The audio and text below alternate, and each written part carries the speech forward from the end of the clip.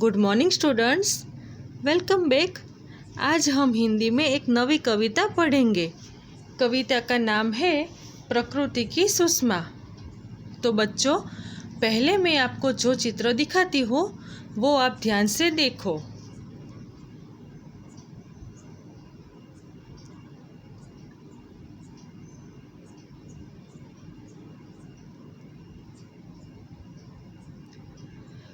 ये जो भी चित्र आपने देखे वो किसके चित्र है?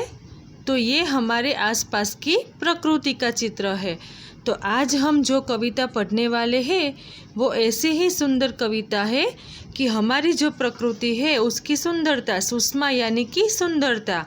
तो हमारी जो प्रकृति है वो कितनी सुंदर है, ईश्वर ने कितनी सुंदर प्रकृति बनाई है, उसके बारे में आज हम पढ़ेंगे। तो बच्चों, पहले एक बार मैं पूरी कविता रीड करती हूँ, फिर मैं आपको समझाऊंगी। आसमान पर चमका सूरज, दूर हुआ अंधियारा, चंदा ने आकर नभ को दिया रूप एक प्यारा। झिलमिल झिलमिल तारे आए चमकीले चमकीले, आसमान पर छाए देखो कितने नीले कितने पीले। नदियाँ बहती झरने झरते, रंग बिरंगी पुष्प है खिलते, विविध तरह के फल फूलों से प्रकृति के सुंदर रंग झलकते।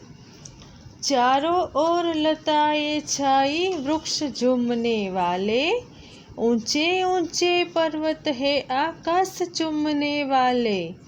चिड़ियों के सुमधुर कलरव से गूंज उठी है धरती, छाई रहती ऐसी सुषमा प्रकृति सदा ही हंसती। इन सब से ही लगती हमको दुनिया इतनी प्यारी, इंद्रधनुषी रंगों में रंग दी विधि ने लीला न्यारी। तो बच्चों, हमारी जो प्रकृति है उसकी सुंदरता के बारे में हमें बताया है। तो अभी मैं आपको पोएम रीड करते करते समझाती हूँ, आप ध्यान से सुनो। आसमान पर चमका सूरज, दूर हुआ अंधियारा, चंदा ने आकर नभ को दिया रूप एक प्यारा।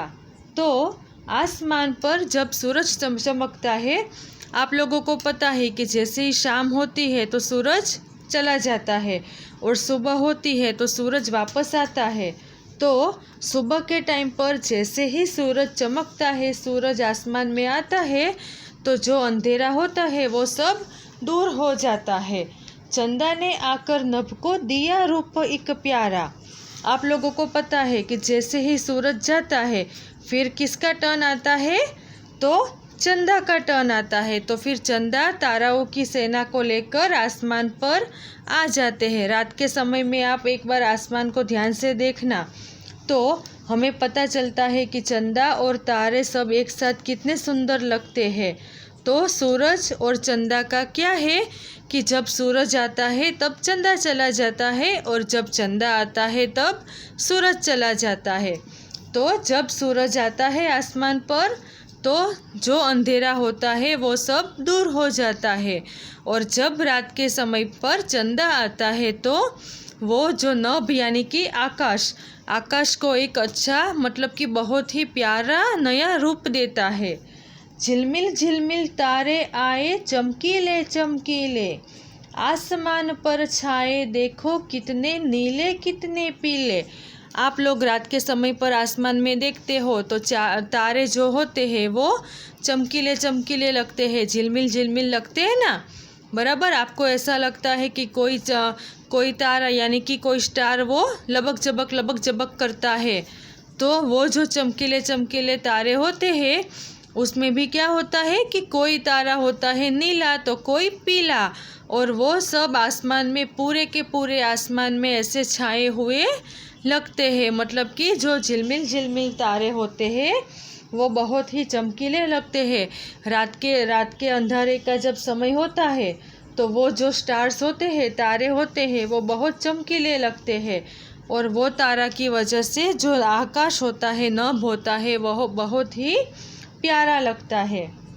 नदियाँ बहती झरने झरते, रंग बिरंगी पुष्प है खिलते।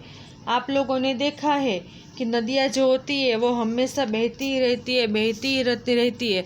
अगर आप नदी को बोलोगे कि तुम अपना पानी स्टॉप करो तो वो करेगी नहीं करेगी, वो कांस्टेंट बहती ही जाएगी। और झरने जो होते हैं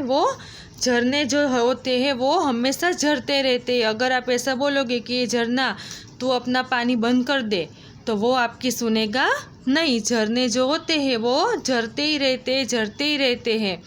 रंग बेरंगी पुष्प है खिलते। आप लोग आपके आसपास कहीं आपने फ्लावर के पौधे लगाए होंगे या फिर आप गार्डन में जाते हो तो वहाँ पर भी आपने देखे होंगे कि बहुत सारे फ्लावर्स होते हैं, वो मस्त मस्त कलर के और अच्छी अच्छी स्मेल वाले, खुशबू वाले वो पुष्प जो होते हैं, फ्लावर्स होते हैं, वो अच्छी तरह से खिलते हैं ना। आप लोग अगर गुलाब को देखो तो गुलाब भी कितनी अलग अलग तरह का आता है। लाल आता है, पीला आता है, नीला आता है, काला आता है, सफ़ेद आता है, बराबर। तो ऐसे रंग बिरंगी जो पुष्प होते हैं, पुष्प यानी कि फूल, फ्लावर्स, तो जो फ्लावर्स होता है वो बहुत ही अच्छे से खिलते हैं। अगर आप ऐसा बोलोगे फ्लावर्स को कि आज एक दिन तुम खिलना मत, तो वो अपना खिलना बंद कर देगा नहीं ना, वो तो हमेशा खिलते ही रहेगा।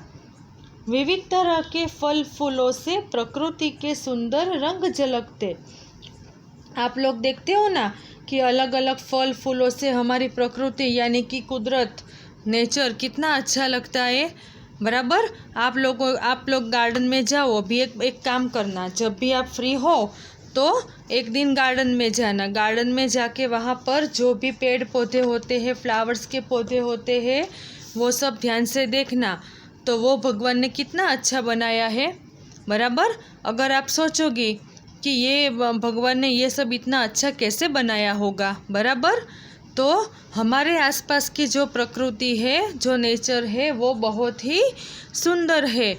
हमारे आसपास हमें भगवान ने क्या दिया है, तो तरह तरह के फल फूलों भी दिए हैं। आप लोग फल और फ्लावर्स के पौधे जब देखो तब वो आपको बहुत ही प्यारा लगता है। कोई भी फल या फूल जब अपने पौधे पर होता है तो उसका रूप बहुत ही अच्छा लगता है, बहुत ही प्यारा लगता है। और तब हमें प्रकृति के अच्छे अच्छे रंग भी दिखाई देते हैं। हमें उसी वक्त हमें भी ऐसा लगता है कि अरे भगवान ने तो कितनी अच्छी प्रकृति बनाई है, भगवान ने हमारे आसपास कितना अच्छा बनाया है। चारों ओर लताएं छाई, वृक्ष झूमने वाले, ऊंचे ऊंचे पर्वत है आकाश चूमने वाले। तो आप लोगों ने देखा होगा लताएं यानी कि बेलें। तो कभी कभी आप लोगों ने गार्डन में या फिर किसी के जब उसका टेनामेंट हाउस होता है तो उसके कंपाउंड में आपने देखा होगा कि वहाँ बहुत ही अच्छे से उसने गार्डन बनाया होता है। तो वहाँ लताएं यानी कि बेलें भी होती है। तो वो इतनी अच्छी तरह से लगती है ना कि जैसे आप देखते ही रहो। और वृक्ष जो होते हैं, पेड़ पौधे जो होते हैं, वो भी अच्छी तरह से झूमते हैं। जब पवन ज़्यादा आता है तो ये वृक्ष जो होता है वो बहुत ही अच्छे से हिलता है, तब वो हमें बहुत प्यारा लगता है। और आप लोगों ने देखा होगा कि ऊंचे ऊंचे जो पर्वत होते हैं तो हम दूर से देखते हैं तो हमें ऐसा लगता है कि अभी ये पर्वत जो है वो आकाश को चूम लेगा, बराबर। जब भी आप कहीं बाहर गए होंगे और आपने पर्वत वगैरह देखा होगा तो दूर से वो पर्वत हमको कैसा दिखाई देता है, तो हमें ऐसा दिखाई देता है कि अभी वो आकाश को चूम लेगा, अभी वो पर्वत जो है वो आकाश को छू लेगा। चिड़ियों के सुमधुर कलरव से गूंज उठी है धरती, छाई रहती ऐसी सुषमा प्रकृति सदा ही हंसती। तो चिड़ियों जो होता है, सुबह के टाइम आप लोगों ने कभी नोटिस किया है कि जब सुबह के टाइम एक काम करना, आप एक दिन थोड़ा जल्दी उठकर बालकनी में चले जाना, बराबर। और वहाँ तरह तरह के चिड़ियों के मतलब बहुत सुमधुर कलरव यानी कि पक्षियों की मधुर आवाज़, वो हमें बहुत प्यारी लगती है सुनने में। तो एक दिन सुबह आप ऐसा करना कि जल्दी उठकर बालकनी में खड़े रह जाना। जब जो आपकी बालकनी के पास बहुत बड़ा पेड़ या कुछ हो ना, वहाँ पर आप ऐसे बालकनी में खड़े खड़े देखना। तो जो चिड़ियों होती है, जो पक्षियों होते हैं, उसकी बहुत अच्छी मधुर आवाज़ आती है, तो वो सुनने में हमें बहुत अच्छा लगता है। जैसे हमें ऐसा लगता है कि हमारे आसपास बहुत ही अच्छा सा ईश्वर ने यानी कि गॉड ने म्यूज़िक चालू कर दिया है, इतना प्यारा लगता है वो।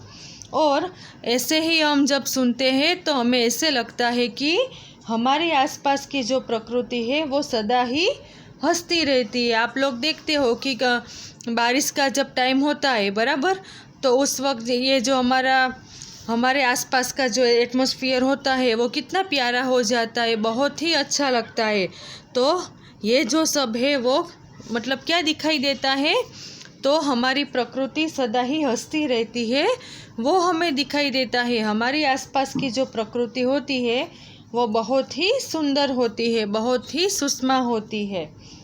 इन सब से ही लगती हमको दुनिया इतनी प्यारी, इंद्रधनुषी रंगों में रंग दी विधि ने लीला न्यारी। तो ये सब चीज़ों से ही हमें हमारी दुनिया बहुत प्यारी लगती है। आप ऐसा सोचो कि अगर हमारे आसपास ये प्रकृति ही ना होती, मतलब कि सूर्य, चंद्र, नदियाँ, तारे, झरने, पर्वत, वो सब ना होता, तो फिर आपको अच्छा लगता? पक्षियों की कलरव यानी कि मधुर आवाज़ ही ना होती तो आपको अच्छा लगता? तो हम बहुत बोर हो जाते कि अरे यार ये क्या लाइफ है। अगर आप ऐसा सोचो कि एक दिन आप प्रकृति को नहीं देखते हो तो आपको कैसा लगेगा? बहुत ही बुरा लगेगा कि अरे यार मज़ा नहीं आता है। तो ये प्रकृति की वजह से ही हमें अपनी दुनिया प्यारी लगती है। जब वेकेशन का छुट्टी का टाइम होता है बराबर, तो आपके मम्मी पापा आपको घूमने ले जाते हैं ना, तो आप घूमने जाते हो तो कहाँ जाते हो? कुल्लू मनाली जाते हो, कश्मीर जाते हो, गोवा जाते हो बराबर। तो वहाँ सब क्या देखने के लिए आप जाते हो? तो प्रकृति देखने के लिए ही जाते हो बराबर। पर अगर ये प्रकृति ही ना होती तो आपको अच्छा लगता? नहीं लगता। तो फिर क्या हम घर पे रहे कि बाहर जाए, कोई फ़र्क ही नहीं पड़ता बराबर। तो प्रकृति के बिना तो हम अपनी लाइफ सोचते ही नहीं है। इंद्रधनुषी रंगों में रंग दी विधि ने लीला न्यारी। जब बारिश का टाइम होता है तो बारिश ख़त्म हो जाने के बाद आप लोगों ने कभी भी इंद्रधनुष यानी कि रेनबो देखा होगा बराबर। तो इसके जो कलर्स है वो एक भगवान का ही रूप है ना बराबर। अगर आप ऐसा सोचोगे कि चलो अभी मैं ये रेनबो बनाऊँ, तो आप बना सकोगे ऐसे आकाश पर? नहीं ना। पर भगवान ने सोचा तो वो बना लेंगे। भगवान ने जो ये रेनबो के अलग अलग कलर्स है उसको अच्छे से कलर्स करके रेनबो बना देते हैं। अगर ये मैं ऐसा सोचूं कि चलो मैं अभी रेनबो बनाती हूँ, तो मैं ऐसे बना सकूँगी? नहीं। तो इंद्रधनुषी रंगों मतलब कि ये मेघधनुष के जो रंगों होते हैं वो भगवान ने ही बनाए हैं, ईश्वर ने ही बनाए हैं। हमारे आसपास की जो प्रकृति है वो सब ईश्वर ने ही बनाई है। अगर आप या मैं सोचेंगे कि चलो अभी मैं ये बनाती हूँ वो बनाती हूँ, तो ये होगा नहीं। अगर आप ऐसा सोचोगे कि चलो आज ना मैं एक अच्छी सी चिड़िया बनाऊँ, पर वो चिड़िया तो आप सिर्फ ड्राइंग पेपर पर ही बना सकोगे, ऐसे रियल में वो चिड़िया आप बना सकोगे नहीं बराबर। तो ईश्वर ने जो चाहा वो ही होगा, आपके और मेरे हाथ में कुछ भी नहीं है। पर हाँ, इतना तो है कि ईश्वर ने जो ये बनाया है, हमारी जो प्रकृति है, उसको हमें अच्छे से संभालना है, अच्छे से संभाल कर रखना है बराबर। तो ये कविता में आपको मज़ा आया ना? Thank you.